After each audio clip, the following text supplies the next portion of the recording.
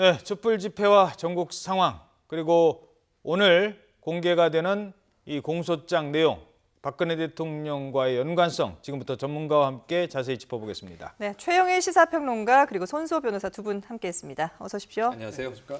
자, 오늘 촛불 집회는 이제 마무리가 됐습니다. 평화적이었다. 네. 첫째, 두 번째, 이번에도 쓰레기도 치웠다. 그리고 몸싸움 대신 정말 꽃으로 된 스티커를 붙여줬다. 그렇습니다. 아마 이런 시위가 60만, 100만이 모이는 이런 시위가 있었을까 싶어요. 세계적으로 유례가 없고요. 예. 지난 3차, 내일 또 오늘이죠. 오늘 외신도 저는 한번 쭉 리뷰를 해볼 텐데 지난주까지 외신들이 놀라운 반응이 쏟아지고 있어요. 예. 대한민국에서 저런 일이 벌어지고 있다. 그러니까 어찌 보면 시민들이, 국민들이 국격을 세우고 있다. 이렇게 볼 수 있겠는데요. 제가 보기에는 오늘이 4차 집회인데 매주 토요일 밤마다 이 집회가 열리면서 이제는 참여하는 국민들이 학습이 되고 있어요. 예. 그래서 비폭력, 평화, 질서 이거야말로 가장 강력한 무기라는 걸 이제 깨닫게 된 겁니다. 네. 그런데다가 지난 3차와 오늘 4차가 달라진 것은 지난주에는 KTX가 매진되고 관광버스, 대절버스들이 서울로 모였단 말이에요. 그렇죠. 근데 이제는 광역도시를 비롯해서 분산해서. 춘천과 같은 기초도시도 자체적인 집회가 열리고 있어요. 광주는 뭐 금남로 광장에 어마어마한 이제 행사가 있었고요. 이 어찌 보면은 지금 집권 여당의 아성이라고 불리던 TK에서도 대구에서 15,000명 모였습니다. 이런 정도면 지금 지방 도시들이 깨어나고 있다. 이렇게 예. 생각했을 때는 다음 주 집회부터는 이제 전국적인 양상을 보일 것으로 관측이 되기 때문에 네. 이 집회는 걷잡을 수 없이 어찌 보면 촛불은 촛불일 뿐 바람이 불면 꺼질 것이다 하는 것이 들불로 번져나가는 것 아니냐. 이건 정부와 청와대가 좀 심각하게 고민해야 될 지경에 이르렀다. 이렇게 말씀드리겠습니다. 이 시각 내자동 모습 보고 계십니다. 네, 현재 집회 참가자들이 일부 남아있긴 합니다만은 교통은 이미 다 지금 통제가 풀려서 차량이 원활하게 움직이고 있고요. 남은 집회 참가자들이 자유 발언을 하면서 지금 이 시간까지도 집회를 계속 이어가고 있는 모습입니다. 하지만 지난주와 비교했을 때와는 뭐 사뭇 좀 일찍 해산된 모습도 있어요. 네, 그렇습니다. 다행히도 지난번 집회도 그렇습니다만 오늘도 예. 경찰과 시위대 간의 어떤 그 큰 물리적인 충돌 없이 잘 마무리된 것으로 네네. 보이고요. 또한 또 성숙한 시민 의식을 또 확인할 수 있었던 것이 간혹 이제 그 개인적인 일탈 행위로 이제 경찰과의 몸싸움을 시도한 그런 경찰 차 위에 올라가기도 그렇습니다. 하고요. 했는데 이런 경우에 오히려 이제 그 시위 군중들이 내려와라, 네. 평화롭게 하자라는 그런 그 자제력을 발휘하고 오히려 제어를 했기 때문에 더욱더 이번 시위의 가치가 올라가지 않나 생각됩니다. 예. 수능 시험을 마친 고3 학생들도 많았고요. 또 이 어린아이를 데리고 와서 이게 바로 민주주의다라고 교육을 하는 그런 부모들도 많았던 거죠. 네, 그렇습니다. 사실 민주주의라는 것이 뭐 책이나 글로 또는 학교에서 수업으로 배우는 데는 한계가 있거든요. 그렇죠. 그래서 물론 그런 교육도 필요하겠습니다만 여기에 더해서 정말 몸으로 체득하는 것도 굉장히 중요하다고 생각합니다. 더군다나 이렇게 평화적으로 수많은 군중이 하나의 그런 목소리를 내는 그런 광경을 정말 어린 학생들이 몸으로 느낀다고 한다면 우리나라가 정말 민주공화국이고 또한 민주주의를 지키기 위해서 그동안 정말 어떻게 해야 되는지를 알 수 있기 때문에 굉장히 큰 민주시민으로 성장할 수 있는 큰 교육 기회가 아닐까 생각이 됩니다. 예, 뭐 사실 그 청와대도 그렇고 이 여당 지도부도 그렇고 친박계 여당 지도부도 그렇고 시간이 지나면 지지율도 회복될 것이고 네. 이 분위기도 가라앉을 것이다라고 했지만 오히려 집회를 보면은 뭔가 좀 울분을 토하면서도 네. 풍자와 해악이 있는 모습들이 오히려 맞습니다. 이걸 더 유지할 수 있는 힘이 아닌가 싶어요. 굉장히 다채롭거든요. 예. 지금 이제 집권 여당 쪽에 특히 이제 친박계 이정현 당대표를 비롯해서 진지전을 고민하고 있는 것 같아요. 예. 법은 대통령의 편이다. 예. 법적으로 대통령을 당장 어떻게 건드릴 수 없으니 시간이 흐르면 반전 기회가 있지 않겠는가. 이 전략인 것 같아요. 시간 끌기, 1월의 전당대회 네. 여러 가지 이제 전략을 내놓고 있죠. 시민들을 오늘 보셨으면 저는 집권 여당에서 많이 나와서 보셔야 된다고 보는데 예. 시민들의 전략이 더 진화하고 앞서가고 있어요. 시민들이 지치지 않는 방식을 지금 연구하고 있는 겁니다. 네. 그러다 보니까 지난주에는 이승환 씨의 콘서트 같은 무대로 이어졌는데 네네. 오늘은 전인권 씨의 콘서트 같은 무대예요. 다음 주에는 또 어떤 그런 유명 가수가 나올까? 또 어떤 새로운 퍼포먼스가 나올까? 지난주의 퍼포먼스를 보면 그동안 뭐 이 최순실 코스프레 네. 혹은 패러디 이런 거였다가 오늘은 드라마 코스프레가 등장했단 말이에요. 다음 주에는 이제 기대하는 겁니다. 나오는 시민들이. 어떤 또 새로운 소재가 제공이 돼서 네. 새로운 코스프레가 될까? 그러니까 미국의 할로윈 데이는 1년에 10월 말일 하루인데 우리나라는 매 주말이 할로윈 데이 같은 분위기가 되다 보니까 나오는 재미가 있어요. 커플도 나오고 가족도 나오고 아이들도 나오면 즐거워하고 중고생들이 첫 집회부터 어떤 역할을 하고 있냐면 오늘 제가 보고 박수 쳐주고 감동했는데 예. 경찰들을 보호하는 역할을 자임하고 있습니다. 예. 그러니까 어찌 보면 좀 어르신들이 거기서 뭐 번데기도 팔고 오뎅도 팔고 이렇게 좌판이 있다 보니까 예. 소주를 드시는 분이 계세요. 네네. 아하. 술이 좀 위험하거든요. 그렇죠. 격앙돼서 이 차벽하고 부딪히고 경찰 멱살 잡고 이런 상황이 벌어지는데 네. 중고생들이 피켓을 아하. 들고 대통령 퇴진을 외치는데 예.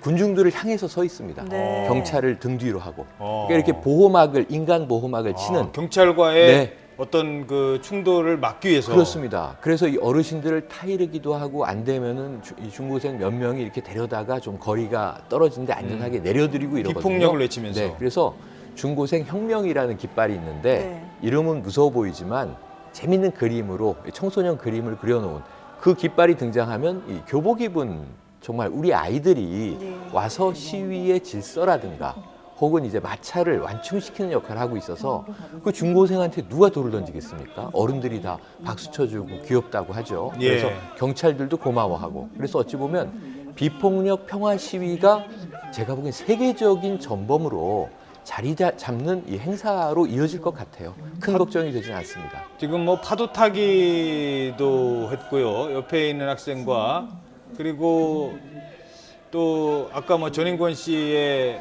뭐 선창에서 애국가를 같이 애국가를 부르실 불렀죠. 때 그 가슴 뭉클함 이런 것들을 느끼는 그 고등학생들, 그 많은 시민들, 과연 우리나라의 민주주의가 이건 뭐 대통령의 퇴진 하야를 떠나서 네. 그걸 떠나서 오히려 정치보다 정치인들보다 훨씬 더 성숙하고 훨씬 더 수준 높은 우리 시민을 보여줬다는 거 아닙니까? 그렇습니다. 그리고 또 하나 도대체 학생들이 왜 이렇게 거리에 나올 수밖에 없습니까?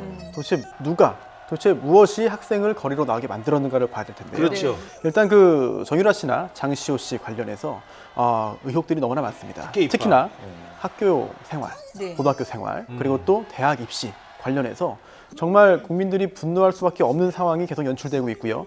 또한 또 점점 더 하나씩 사실로 드러나고 있습니다. 예. 그러다 보니까 이런 학생들이 지금 현재 굉장히 어려운 환경에서 또한 어려운 상태에서 정말 열심히 공부를 하고 있거든요. 그런데 상대적인 박탈감, 내가 열심히 해도 결국은 누군가는 나보다 훨씬 더 공부를 안 하고 학교를 잘 나오지 않더라도 좋은 결과를 얻을 수 있구나 네. 라는 이런 생각을 하게 된다면은 정말 학생들 개개인의 실망감을 넘어서 우리 사회의 성장 동력이나 아니면 학생 사회 자체의 어떤 분위기가 또 안 좋아질 수 있거든요. 네. 그런 차원에서 이번에 학생들이 정말 내 자신의 문제구나, 내가 가만히 있다고 한다면 내가 그동안 겪었던 문제들이 해결되지 않을 수 있다라는 위기감을 느껴서 거리로 나온 것 같습니다. 그리고 또 하나 한 시위를 더 보도록 하죠. 지금 이제 청소년들의 시위 모습을 보셨는데요.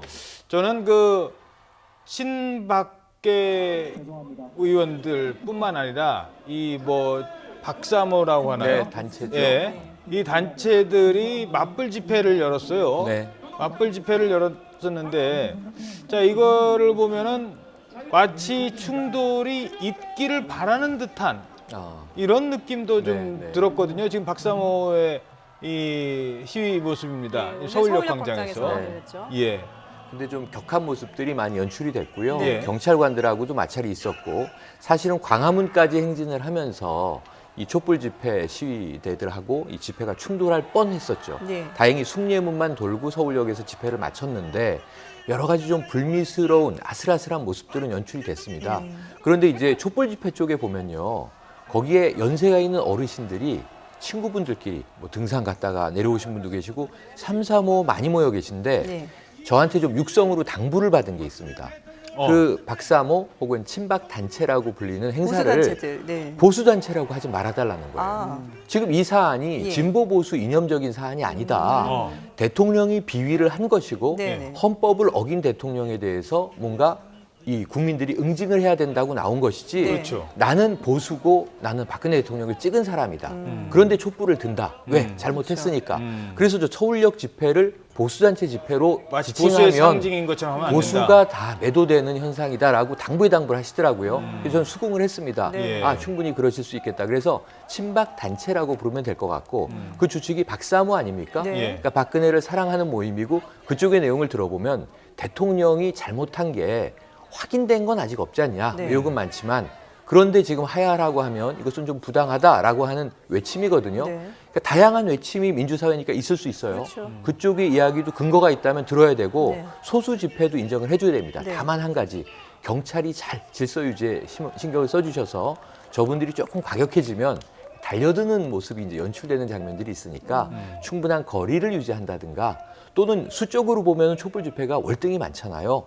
그런 부분에서 또 이제 수적인 우위를 가지고 이 다른 이견들을 제압하려고 해서도 안 될 것이고 네. 그래서 정말 좀 공권력이 좀 중립적인 질서를 잘 유지시켜주고 그리고 또 박사모 등 다른 목소리의 단체들도 집회와 시위의 자유는 보장이 되되 표현의 자유는 보장이 되되 물리적인 충돌 말은 촛불 집회가 지금 4주째 유지해가고 있는 이 평화로움을 서로 지킬 수 있도록 예. 노력을 좀 해주시기를 당부드리고 싶습니다. 네. 예.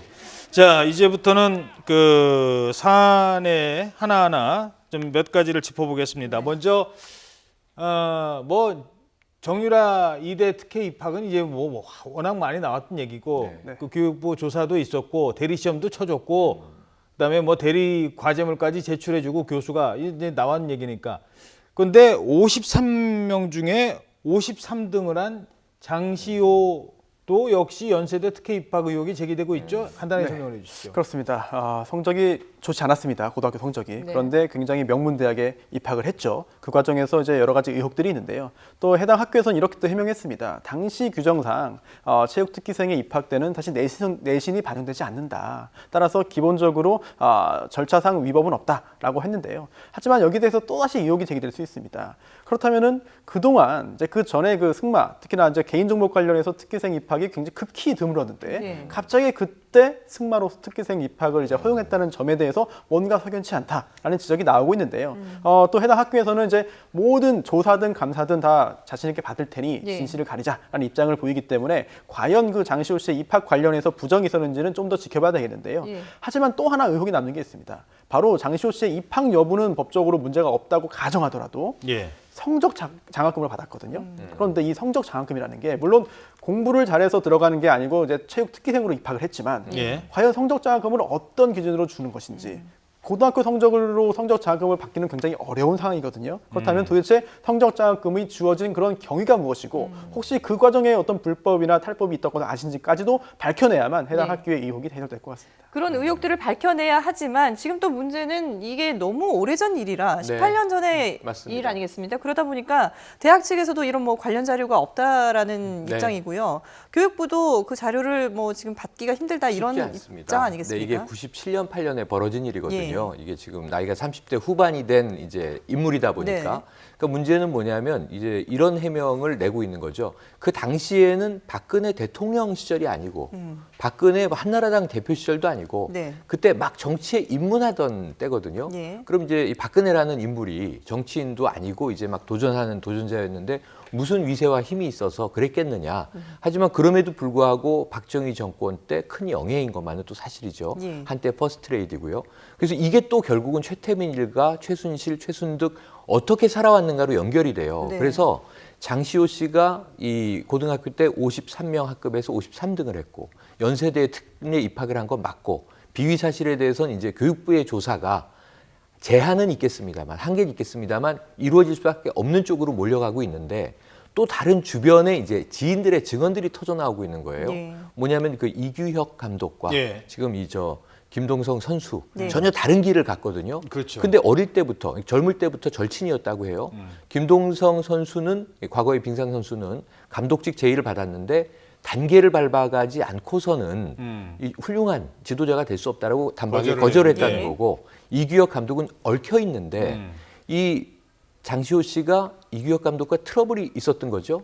그래서 사실은 오빠가 다 이거 한 거 아니야? 라고 서로 미루는 예. 책임을 미루는 공방이 벌어지면서 내부적인 파열음이 나오고 있어요. 이것도 중요한 대목이긴 한데 예. 근데 장시호 씨를 이 예전부터 주시해 왔던 많은 주변 지인들이 거침없는 성격이었다. 그런데 굉장히 뭐랄까요? 좀 생활 습성 자체가 문제가 많았던 인물로 회고하고 기억하고 있어서 그럼에도 불구하고 연세대 같은 명문대학에 예. 성적 장학금을 받고 들어갔단 말입니다. 여러 가지 의혹은 남는 거죠. 예. 그래서 여기에 대해서는 이 루머성 가십이 있을 수가 있고 정말 또 우리 중고생들이 공분하는 것 같은. 왜냐하면 정유라가 장시호의 똑같은 모습으로 지금 예. 미러링이 돼 있는 상황이거든요. 예. 그래서 결국은 조사 대상이 되지 않겠는가 하고 조심스럽게 추정을 해봅니다. 네. 자, 그리고 지금 뭐 또 새로운 의혹들이 몇 가지 제기가 되고 있는데 스포츠 분야에서 장시호 씨가 뭐 여러 의혹에 휩싸여 있는데 스포츠 분야에는 이제 두 명의 인물이 등장합니다. 장시호, 김종 전 차관. 네. 근데 장시호, 김종 전 차관을 통해서 평창 동계올림픽도 있었지만 기존의 우리 스포츠 스타, 예를 들면 박태환, 뭐 이런 선수들이 좀 압박을 받았다라는 아직 이제 확인되지 않았지만 확인되지 않았다는 걸 전제로 좀 의혹이 제기되고 있죠. 그렇습니다. 의혹인데요. 아직까지는 예. 뭐 확인이 필요합니다.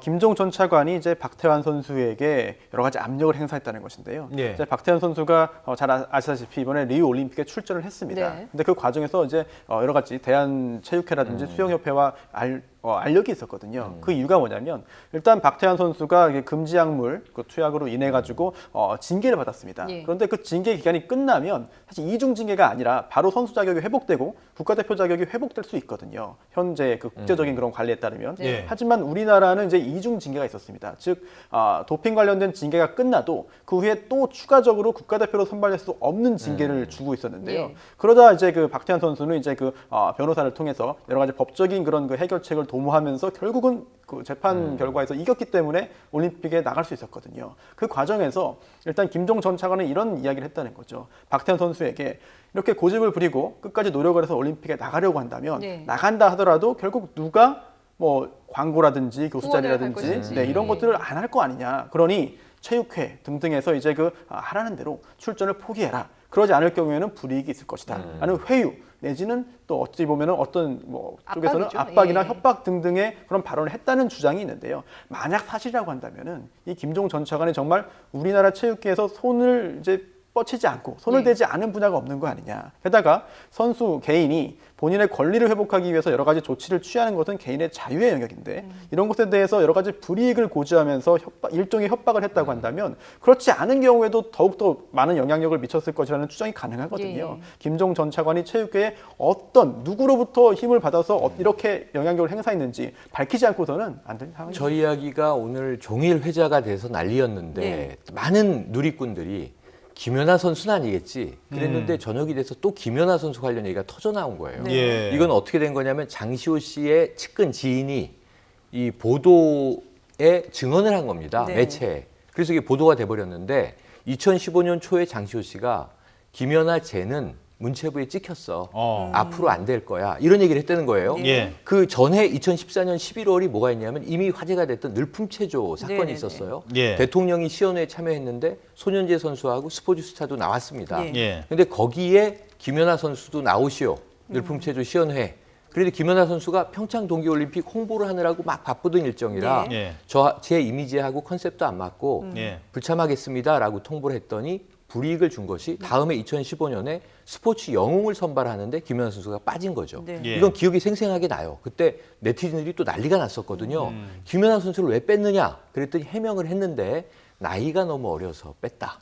근데 문제는 그 스포츠 영웅의 선발 규정에 예. 나이 제한이 없었다는 없는데. 겁니다. 예. 그래서 이게 국민들이 난리를 친 결과 2016년에는 다시 또 스포츠 영웅에 들어갔어요. 네. 이런 정황을 가지고 늘품체조 시연회에 참석하지 않았다고 사감을 가지고 김연아 선수에게 불이익을 주려고 했던 것 아니냐. 그래서 많은 네티즌들이 지금 SNS를 보시면 예전에 김연아 선수가 박근혜 대통령과 만났을 때 손을 뿌리치는 듯 했는데 예. 그런 사연이 있었구나. 이런 추정까지 지금 돌고 있는 그런 예. 상황입니다. 여러 가지 의혹들이 나오고 있는 그렇죠. 상황이죠. 예, 근데- 지금 뭐 예. 스포츠 스타 김연아라는 이름, 박태환이라는 박태환. 이름이 네네. 등장하면서 또 국민들에게 또 다른 공분을 살 수 있는 그러게요. 대목인 것 예. 같습니다. 박태환 선수 측에서 그 김종 차관을 만나서 나눈 대화 내용을 언론에 공개하겠다 이런 얘기도 했잖아요. 네, 그렇습니다. 만약에 그런 공개가 되고 예. 실제로 그 대화 내용 중에 조금 전에 말씀드린 대로 김종 전 차관이 참 해서는 안 되는 그런 발언들을 했다고 한다면 네.